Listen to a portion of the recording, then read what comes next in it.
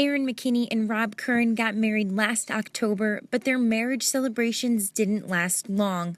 Just 10 days after they said "I do," Erin was hit with the shocking news that she had breast cancer. It was a pretty quick turnaround from highs of the highs and lows, to the low of the lows. McKinney says having a family was something the couple had talked about, but it wasn't part of their daily conversations. That was until the cancer diagnosis. You don't think about, okay, why cancer and fertility? What the heck is the relationship there? But there is a relationship, and it's extremely close. Many treatments that we use for cancer, such as chemotherapeutic agents and radiation, while excellent for cancer treatment, are what we call gonadotoxic, meaning they are potentially toxic to the ovaries. Within a month, we had to make some pretty serious decisions about how we wanted to move forward.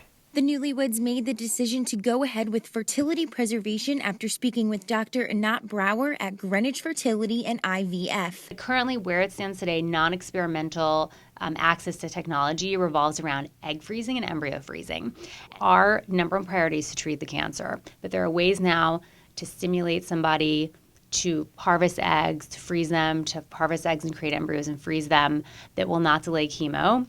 And to preserve your fertility for the future. I would venture to say that the process of figuring out our fertility options and our egg freezing versus embryo creation, all of that was tremendously more emotional than the cancer diagnosis. The couple decided on creating embryos. We also had the embryos genetically tested for the BRCA gene, which I had found out about a week before we started the fertility process that I carry that gene. The BRCA is a tumor suppressor gene. It's a gene in your body that basically tells cells to stop dividing rapidly, okay?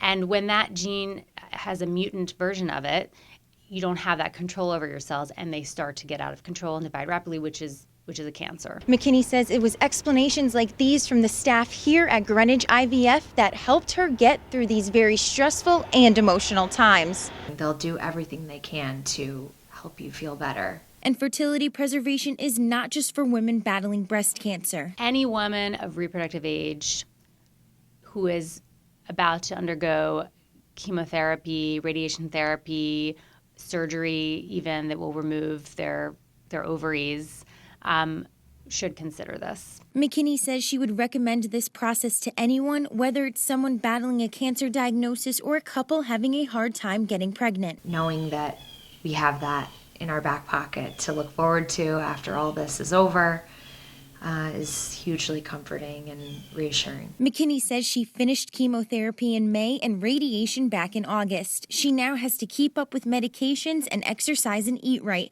but she and her husband are hopeful for the future. I felt relief that we, as Dr. Brower put it, provided this insurance policy for our family and for our lives, and hopefully we'll be able to have a family one day, and it'll happen the way that it was supposed to happen. As we're just coming out of it and coming on to the other side of treatment and getting back to our new normal, we like to call it, definitely hopeful there, that's for sure. And looking back, it seems like it was just a very brief chapter of time in our whole life together.